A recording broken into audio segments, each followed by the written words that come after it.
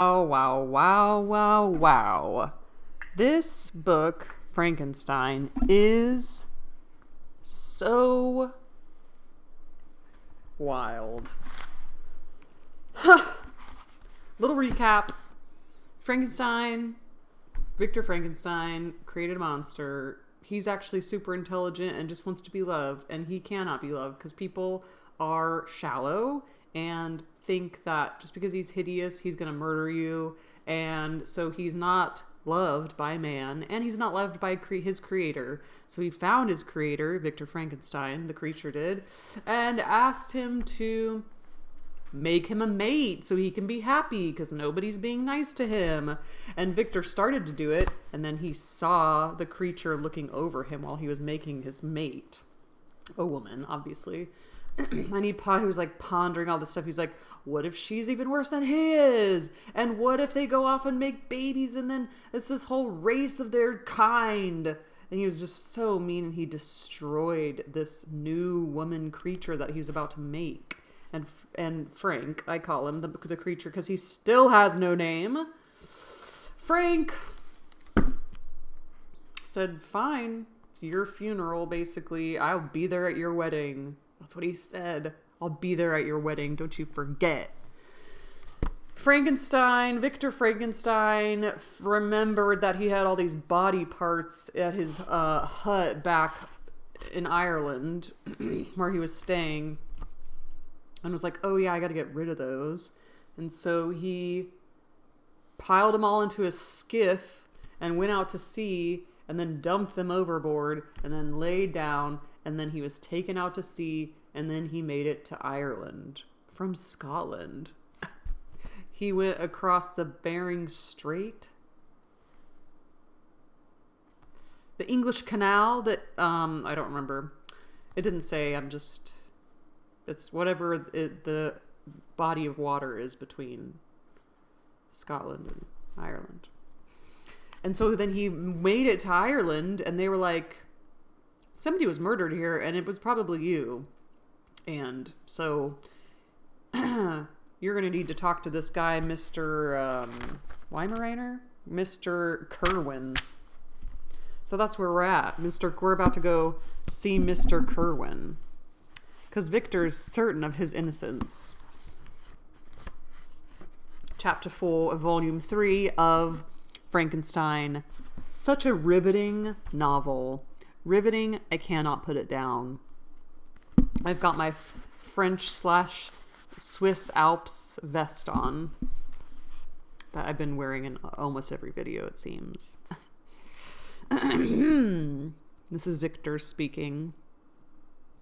I was soon introduced into the presence of the magistrate, Mr. Kerwin, an old, benevolent man with calm and mild manners.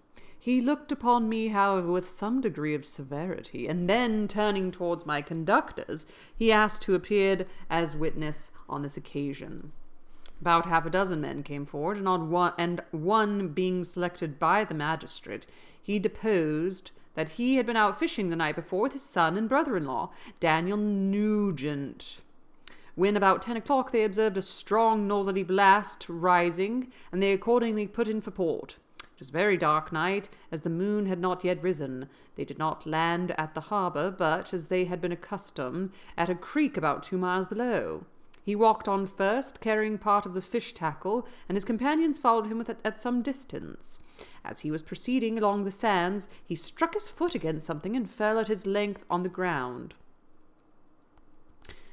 His companions came up to assist him, and by the light of their lantern they found that he had fallen on the body of a man who was to all appearance dead. Their first supposition was that it was the corpse of some person who had been drowned, and was thrown on shore by the waves, but on examination they found that the clothes were not wet, and even that the body was not then cold. They instantly carried it to the cottage of an old woman near the spot, and endeavoured, but in vain, to restore it to life. It appeared to be a handsome young man, about 25 years of age. He had apparently been strangled, for there was no sign of any violence except the black mark of fingers on his neck. The first part of this deposition did not in the least interest me, but when the mark of the fingers was mentioned, I remembered the murder of my brother. That's what I was thinking too. His brother was murdered, and it was indeed Frank. But it was only because, I'm not saying you should go murder people, but it was only because everybody's being so mean to him and you decided to take revenge.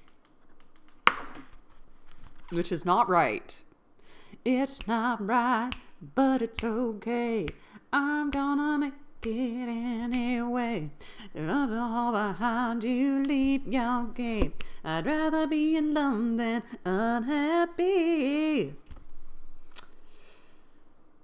Sometimes it just comes over you and you have to, you know? First part of the deposition of things mentioned, I remember further, I felt extremely, I felt myself extremely agitated. My limbs trembled, and a mist came over my eyes, which obliged me to lean on a chair for support. The magistrate observed me with a keen eye, and of course drew an unfavourable augury from my manner.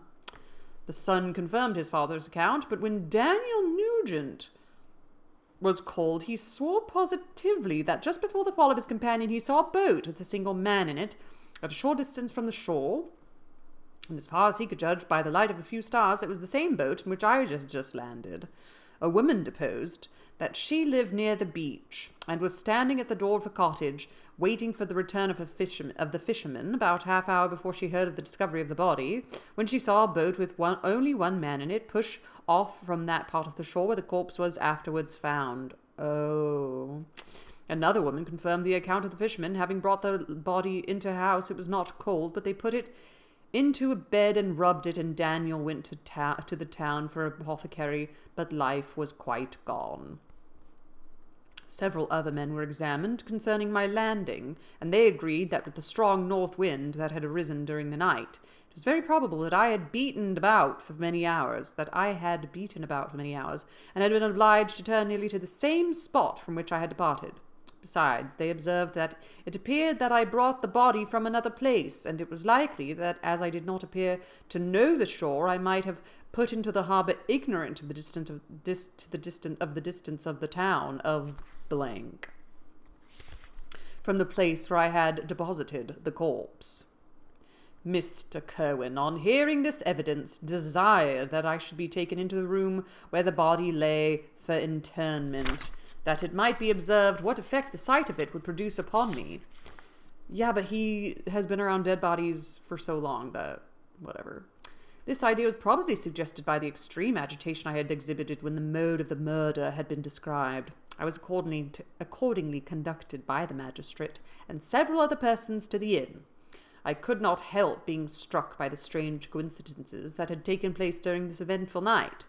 But knowing that I had been conversing with several persons in the island and I had inhabited about the time that the body had been found, I was perfectly tranquil as to the consequences of the affair. I entered the room where the corpse lay and was led up to the coffin. How can I describe my sensations of beholding it? I feel yet parched with horror, nor can I reflect on that terrible moment without shuddering and agony. Was it Clerval? Oh no. The examination, the presence of the magistrate and witness, passed like a dream from my memory, when I saw the lifeless form of Henry Clerval stretched before me. Oh, Henry. Henry died. Oh my gosh. We kind of knew it was coming. He sort of, made it known that he's sad about Henry and kind of talking about him in the past tense. Ugh. He was one of my favorites. I gasped for breath, and throwing myself on the body, I exclaimed, "Have my murderous machinations deprived you also, my dearest Henry, of life? 2 I have already destroyed. Other victims await their destiny, but you, Clover, my friend, my benefactor." The human frame could no longer support the agonies that I endured, and I was carried out of the room in strong convulsions. A fever succeeded to this. I lay for 2 months on the point of death. My ravings, as I afterwards heard, were frightful. I called myself the murderer of William, of Justine, and of Clerval. Sometimes I entreated my attendants to assist me in the destruction of the fiend by whom I was tormented, and at others I felt the fingers of the monster already grasping my neck, and screamed aloud with agony and terror. Fortunately, I spoke my native language. As I spoke my native language, Mr. Kerwin alone understood me, but my gestures and bitter cries were sufficient to affright the other witnesses. Why did I not die? More miserable than man ever was before. Why did I not sink into forgetfulness and rest? Death snatches away many blooming children, the only hopes of their doting parents. How many brides and youthful lovers have been one day in the bloom of health and hope, and the next a prey for worms and the decay of the tomb? Of what materials was I made, that I could thus resist so many shocks, which like the turning of the wheel continually renewed the torture? But I was doomed to live, and in 2 months found myself as awaking from a dream in a prison, stretched on a wretched table, surrounded by gaolers, turnkeys, bolts, and all the miserable apparatus of a dungeon. It was morning. I remember when I thus awoke to understanding. I had forgotten the particulars of what had happened, and only felt as if some great misfortune had suddenly overwhelmed me. But when I looked around and saw the barred windows and squalidness of the room in which I was, all flashed across my memory, and I groaned bitterly. This sound disturbed an old woman who was sleeping in a chair beside me. She was a hired nurse, the wife of one of the turnkeys, and her countenance expressed all those bad qualities which often characterize that class. You're going to be prejudiced against this person of lower class than you at a time like this? The lines of her face were hard and rude, like that of a person's accustomed to see without sympathizing in sights of misery. Like yourself. Her tone expressed her entire indifference. She addressed me in English, and the voice struck me as one that I had heard during my sufferings. You're getting treated just how you were treating the creature. Do unto others as you would have done to yourself. You treated the creature bad, and now everybody's treating you bad. Not good. Are you better now, sir? Said she. I replied in the same language with a feeble voice. I believe I am, but if it all be true, if indeed I did not dream, I am sorry that I am still alive to feel this misery and horror. For that matter, replied the old woman, if you mean about the gentleman you murdered, I believe that it were better if you were dead, for I fancy it would go hard for you. However, that's none of my business. I am sent to nurse you and to get you well. I do my duty with a safe conscience. It were well if everybody did the same. I turned with loathing from the woman. Of course you would. Who could utter so unfeeling a speech to a person just saved, on the very edge of death? But I felt languid, and unable to reflect on all that had passed. The whole series of my life appeared to me as a dream. I sometimes doubted if indeed it were all true, for it never presented to my mind with the force of reality. As the images that floated before me became more distinct, I grew feverish. A darkness pressed around me. No one was near me who soothed me with the gentle voice of love. No dear hand supported me. The physician came and prescribed medicines, and the old woman prepared them for me, but utter carelessness was visible in the first, and the expression of brutality was strongly marked in the visage of the second. Who could be interested in the fare of a murderer, in the fate of a murderer, but the hangman who would gain his fee? Yeah, but she is taking care of you, and a doctor is taking care of you. They're just, like, not doing it with, like, the perfect happy attitude, or... These were my first reflections, but I soon learned that Mr. Kerwin had showed me extreme kindness. He had caused the best room in the prison to be prepared for me. Wretched indeed was the best. And it was he who provided a physician and a nurse. It is true he seldom came to see me, for although he ardently desired to relieve the sufferings of every human creature, he did not wish to be present at the agonies and miserable ravings of a murderer. He came, therefore, sometimes to see that I was not neglected, but his visits were short and with long intervals. One day, while I was gradually recovering, I was seated in a chair, my eyes half open, and my cheeks livid like those in death. I was overcome by gloom and misery, and often reflected I had better seek death than desire to remain in a world which to me was replete with wretchedness. At one time I considered whether I should not declare myself guilty and suffer the penalty of law, less innocent than poor Justine had been. Such were my thoughts when the door of my apartment was opened and Mr. Kerwin entered. His countenance expressed sympathy and compassion. He drew a chair close to mine and addressed me in French. "I fear that this place is very shocking to you. Can I do anything to make you more comfortable?" "I thank you, but all that you mention is nothing to me. On the whole earth there is no comfort which I am capable of receiving." "I know that the sympathy of a stranger can be but of little relief to one borne down, as you are, by so strange a misfortune. But you will, I hope, soon quit this melancholy abode, for doubtless evidence can easily be brought to free you from the criminal charge." That is my least concern. I am, by a course of strange events, become the most miserable of mortals. Persecuted and tortured as I am, and have been, can death be any evil to me? Nothing indeed could be more unfortunate and agonizing than the strange chances that have lately occurred. You were thrown by some surprising accident on this shore, renowned for its hospitality, seized immediately and charged with murder. The first sight that was presented to your eyes was the body of your friend, murdered in so unaccountable a manner, and placed, as it were, by some fiend across your path. As Mr. Kerwin said this, notwithstanding the agitation I endured on his retrospect of my sufferings, I also felt considerable surprise at the knowledge he seemed to possess concerning me.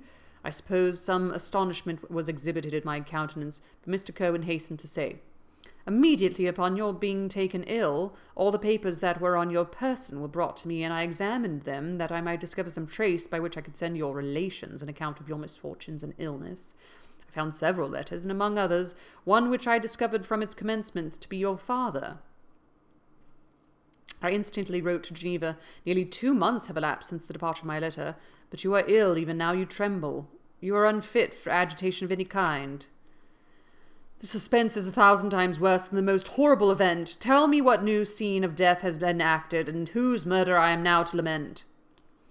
"Your family is perfectly well," said Mr. Kerwin with gentleness, "and someone, a friend, is come to visit you." I know not by what chain of thought the idea presented itself, but it instantly darted into my mind that the murderer had come to mock at my misery, and taunt me with the death of Clerval as a new incitement for me to comply with his hellish desires. I put my hand before my eyes and cried out in agony, "Oh, take him away! I cannot see him! For God's sake, do not let him enter!" Mr. Kerwin regarded me with a troubled countenance. He could not help regarding my exclamation as a presumption of my guilt, and said, in rather severe tone, "I should have thought, young man, the presence of your father would have been welcomed instead of inspiring such violent repugnance."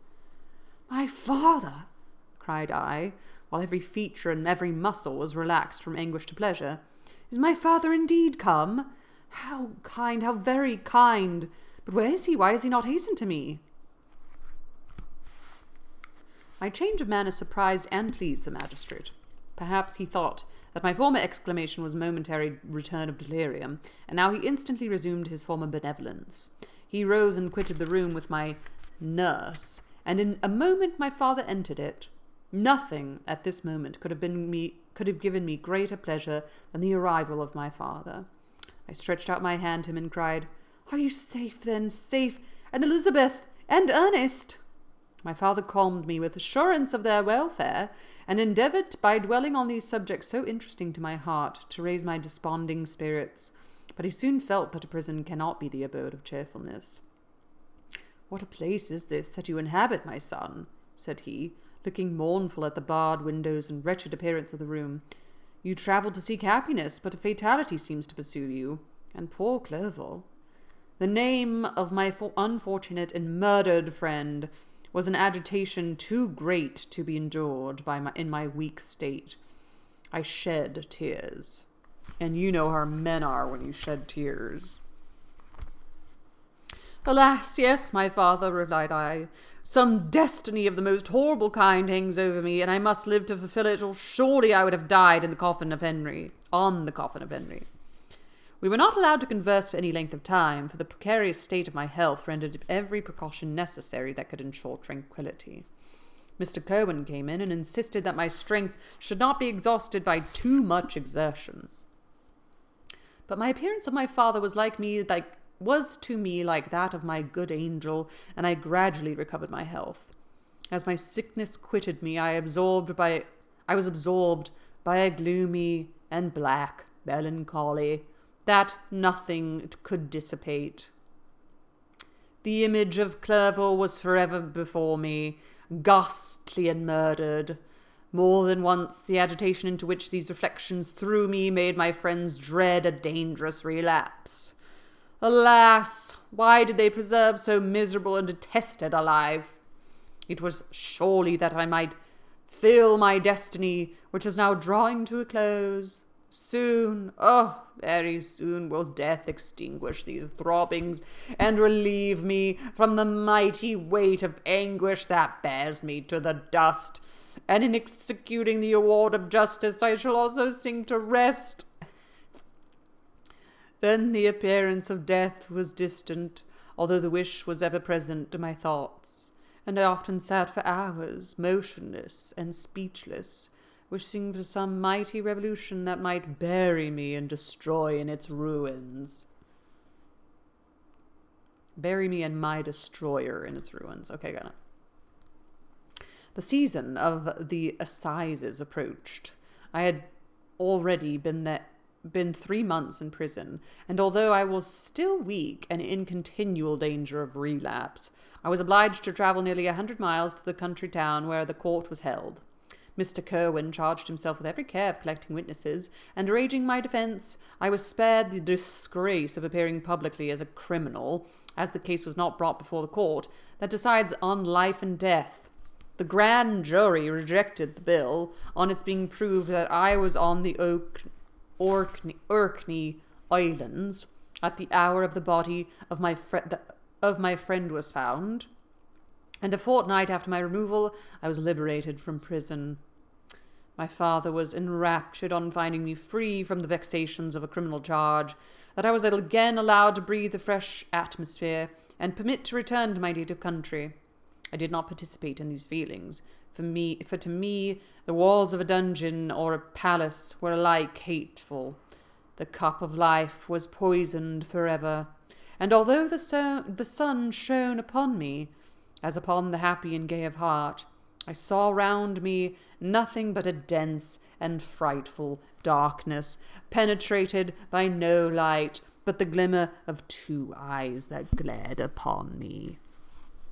Sometimes they were the expressive eyes of Henry, languishing in death, the dark orbs nearly covered by the lids, and the long black lashes that fringed them.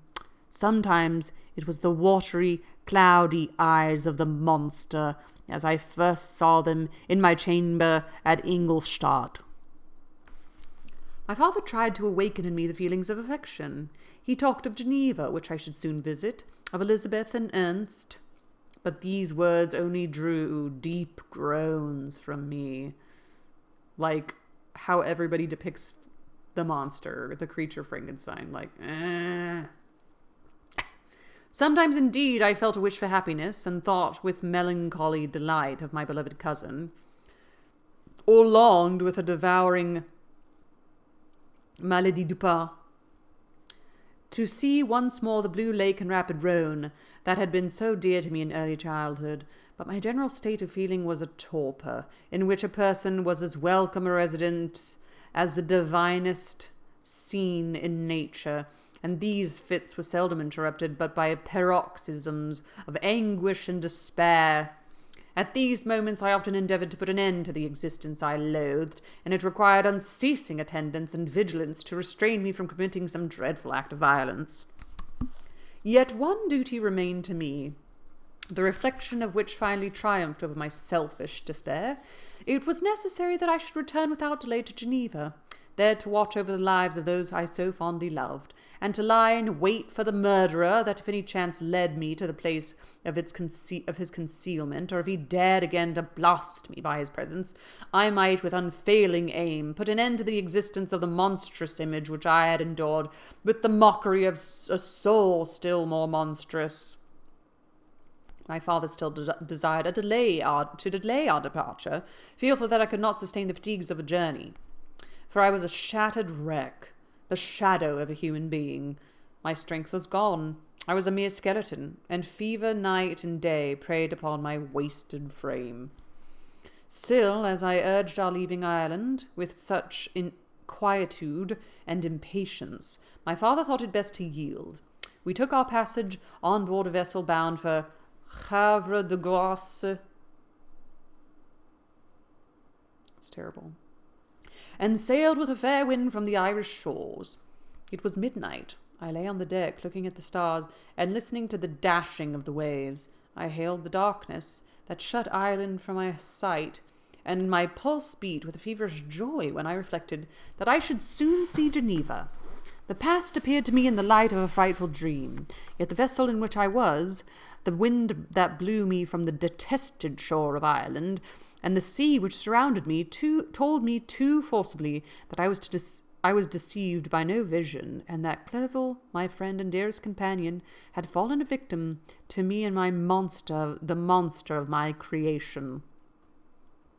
I repassed in my memory my whole life, my quiet happiness while residing with my family in Geneva, the death of my mother, and my departure for Ingolstadt. I remembered, shuddering, the mad enthusiasm that hurried me on to the creation of my hideous enemy, and I called to mind the night in which he first lived. I was unable to pursue the train of thought. 1,000 feelings pressed upon me, and I wept bitterly. Ever since my recovery from the fever, I had been in the custom of taking every night a small quantity of laudanum. I think that's just... Isn't that just opium?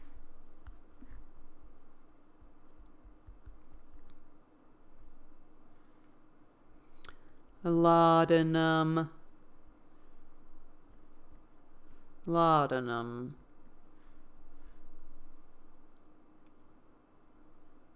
Why are we in French? Tincture of opium.